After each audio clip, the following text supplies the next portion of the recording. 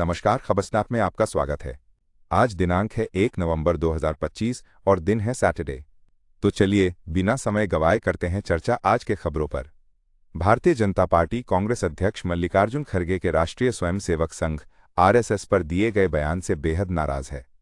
Party ने खड़गे पर popular front of India, PFI, Muslim league और जमीयत उलेमाए हिंद की भाषा बोलने का आरोप लगाया है। भाजपा प्रवक्ता संबित पात्रा ने कड़ी प्रतिक्रिया देते हुए कहा कि खड़गे की टिप्पणी आरएसएस के प्रति दुर्भावना दर्शाती है। उन्होंने कहा कि कांग्रेस अध्यक्ष को आरएसएस पर आरोप लगाने से पहले संगठन के इतिहास और देश के बारे में ठीक से जान लेना चाहिए था। पात्रा ने महात्मा गांधी B.R.A.R.E.रो, आम्बेडकर और जवाहरलाल नेहरू के संघ से जुड़े विचारों का भी हवाला दिया। उन्होंने कहा कि इन नेताओं ने भी संघ के अनुशासन और सामाजिक कार्यों की प्रशंसा की थी। पात्रा ने यह भी कहा कि महात्मा गांधी की हत्या में आरएसएस का कोई हाथ नहीं था और कपूर आयोग ने भी यही निष्कर्ष दिया था। भाजपा ने खड़गे के बयान को दुर्भाग्यपूर्ण और भ्रामक बताया है। बिहार की राजनीति में मुख्यमंत्री नीतीश कुमार ने एक बड़ा ऐलान किया है। दरभंगा में रोड शो के दौरान उन्होंने कहा कि अगर एनडीए की सरकार बनती है तो अगले 5 सालों में 1 करोड़ नौकरियां और रोजगार के अवसर पैदा किए जाएंगे। उन्होंने राज्य में उद्योगों का जाल बिछाने का भी वादा किया ताकि युवाओं को रोजगार के लिए बाहर न जाना पड़े। खराब मौसम के बावजूद नीतीश कुमार ने कुशेश्वर स्थान, बेनीपुर और दरभंगा ग्रामीण में लोगों से मुलाकात की और अपनी पार्टी के उम्मीदवारों के लिए समर्थन मांगा। उन्होंने विपक्षी दलों पर निशाना साधते हुए कहा कि वे लोगों को गुमराह कर रहे हैं, जबकि उनकी सरकार ने बिना किसी भेदभाव के हर वर्ग के लिए काम किया है। रोड शो के दौरान लोगों ने मुख्यमंत्री का जोरदार स्वागत किया और नीतीश कुमार जिंदाबाद के नारे लगाए। उन्होंने लोगों को भरोसा दिलाया कि उनकी सरकार विकास के पथ पर अग्रसर रहेगी और रोजगार सृजन के लिए हर संभव प्रयास करेगी। नमस्कार और स्वागत है। केंद्रीय मंत्री किरेन रिजिजू ने विपक्ष पर निशाना साधते हुए एक महत्वपूर्ण बयान दिया है।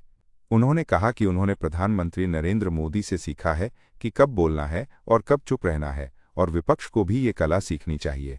मानेकशॉ सेंटर में एक कार्यक्रम को संबोधित करते हुए रिजिजू ने कहा कि वैश्विक घटनाक्रमों के बीच ये देखना महत्वपूर्ण है कि प्रधानमंत्री मोदी कब अपनी बात रखते हैं और कब मौन रहते हैं।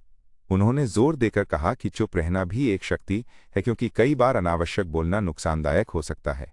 रिजिजू ने भारत अमेरिका संबंधों पर पूछे गए एक सवाल के जवाब में कहा कि प्रधानमंत्री हर मुद्दे पर सोच समझकर कदम उठाते हैं। इसके अतिरिक्त सरदार वल्लभ भाई पटेल की 150वीं जयंती पर उन्होंने 2047 तक विकसित भारत के लक्ष्य को प्राप्त करने के लिए युवाओं की भूमिका पर भी प्रकाश डाला। उन्होंने युवाओं से देश की संपत्ति बनने का आह्वान किया। नमस्कार दर्शकों, सोशल मीडिया पर पत्रकार प्रज्ञा मिश्रा के तेजस्वी यादव के इंटरव्यू को लेकर बहस छिड़ गई है। कुछ लोग उनके सवाल पूछने के तरीके पर सवाल उठा रहे हैं, उन्हें ट्रोल कर रहे हैं। आरोप है कि उन्होंने तेजस्वी से पर्याप्त तीखे सवाल नहीं पूछे, खासकर नौकरियों को लेकर। लेकिन सवाल ये है कि जो लोग आज प्रज्ञा पर सवाल उठा रहे हैं, क्या उन्होंने कभी सत्ता में बैठे लोगों से जैसे अमित शाह और नीतीश कुमार से वर्तमान हालात पर सवाल किए हैं? क्या उन्होंने उनसे पूछा है कि उनके वादे कब पूरे होंगे? पत्रकार का काम है सत्ता से सवाल करना, कि विपक्ष से, खासकर तब जब वो सत्ता में ना हो। प्रज्ञा मिश्रा ने भीड़ में घुसकर सवाल पूछे हैं, जो कि पत्रकारिता का एक महत्वपूर्ण हिस्सा है। ऐसे में उन्हें ट्रोल करना पत्रकारिता के मूल्यों के खिलाफ है।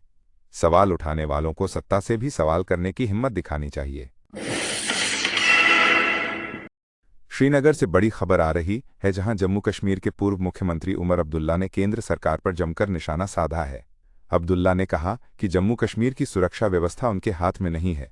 उन्होंने राज्य के दर्जे में हो रही देरी पर सवाल उठाते हुए कहा कि चुनाव के बाद इसका वादा किया गया था, लेकिन अब और इंतजार करने को कहा जा रहा है।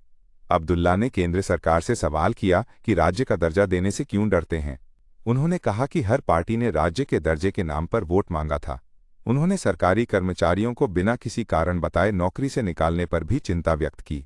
अब्दुल्ला ने कहा कि उन्हें बताया जा रहा है कि सही समय पर राज्य का दर्जा दिया जाएगा, लेकिन उन्हें ये नहीं बताया जा रहा कि उस सही समय को किस तराजू में तौला जाएगा।